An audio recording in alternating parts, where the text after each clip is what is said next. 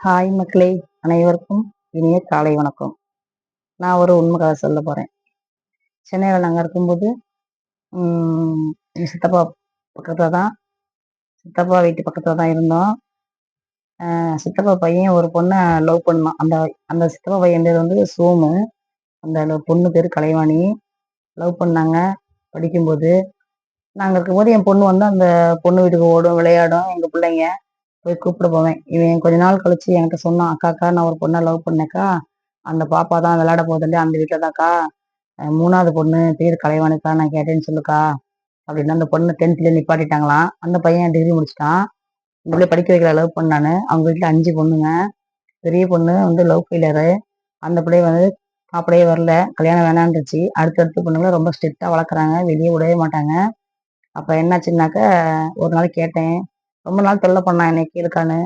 கலை இந்த மாதிரிக்கு சோமு கேட்டான்னா அழுதுச்சு.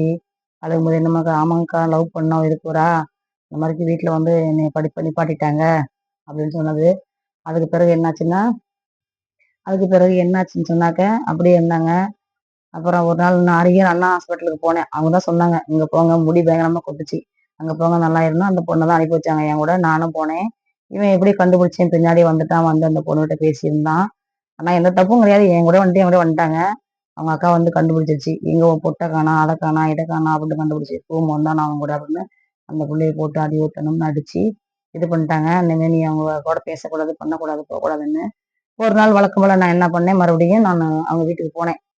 வழக்கம் போல போனேன். போனப்ப அவங்க அப்படியே கொஞ்சம் பட்டும் படாத பேசுனாங்க. இந்த கலைவாணி மொட்டை அடிச்சிருந்துச்சு. அப்ப அவங்க அம்மா அப்பா தெரியாம ஜாட காட்டுனுச்சு. ஏம்மான்னு கேட்டா, "அக்கா என்னைய முடி வளர்த்தியா இருந்துச்சு. அதான் நீ உன்னைய அவன் பார்க்கலாம் அப்படின்னு சொல்லிட்டு இந்த முடி மொட்டையெல்லாம் அடிச்சு, தலைக்கு எண்ணெய் வச்சு என் தலையோட தண்ணி ஊத்திட்டாங்கக்கா. என்னை தவசம் பண்ண மாரி பண்ணிட்டாங்க." அப்படின்னு சொன்னுச்சு. அவ்வளவுதான் எனக்கு தெரியுங்க அந்த கதை. அதுக்கு மேல எதுவுமே தெரியாது. நானும் அவங்க வீட்டுக்கு போகல. அவங்க சொந்த வீட்ட காலி பண்ணி வேற நகருக்கு போயிட்டாங்க. இந்த பையன் டார்ச்சர் பண்ணுவான் அப்படிங்கிற மாதிரி. அப்ப என்னாச்சுன்னாக்க, கொஞ்ச நாளுன்ட்டு நாங்களுமே வேற வீட்டுக்கு போயிட்டோம்.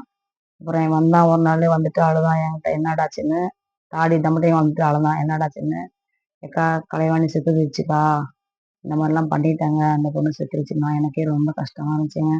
வீணா போற உயிர ஒருத்தர் கட்டி வச்சா என்னங்க? ஜாதி என்ன? மதம் என்ன? நல்லா உழைக்க உடம்புல தெம்பு இருக்குது. உழைக்கும் திறன் இருக்குது. பார்த்துக்கலாம் அப்படிங்கும்போது ஒரு பொண்ண குடுத்தா என்னங்க? 5 பொண்ணு வீட்ல வச்சுக்கிட்டு இப்படி இருக்காங்க. அதே டைம்ல வந்து அழகு பொண்ணுங்க அந்த பொண்ணு கலைவாணி. எனக்கு ரொம்ப பிடிக்கும். செத்துச்சுன்னு சொல்லங்காட்டியும் எனக்கு அழுக தாங்க முடியல என்னால.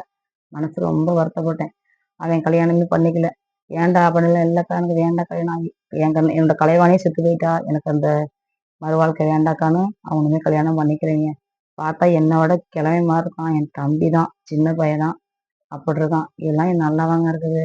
இப்படியும் உலகத்துல இருக்காங்க பாரு. வீணா மண்ணுக்கு போற உயிர ஒருத்தங்க கட்டி வச்சு அவங்க சந்தோஷமா வாழல என்னங்க அர்த்தம்? எவ்வளவோ நாட்டுல லவ் பண்ணி ஓடுறாங்க, ஒடியாறாங்க, இருக்குறாங்க.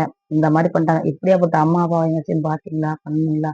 இத நெட்ல நீ போடுக்கா போடுக்காங்கிறான் எனக்கு தொல்ல பண்றான். இல்ல நான் போட்டுமா உன் செல்லுலயே அப்படின்னு. சரிடா விட்றா நானே போட்டுக்கிறேன் அப்படின்னு அத நான் போடுறேன். தப்பா எட்டேன்னு தெரியல. தப்பா இருந்தாலும் மன்னிச்சுக்கங்க. ரைட்டா இருந்தாலும் கமெண்ட் பண்ணுங்க, லைக் பண்ணுங்க, ஷேர் பண்ணுங்க மக்களே. பாய்.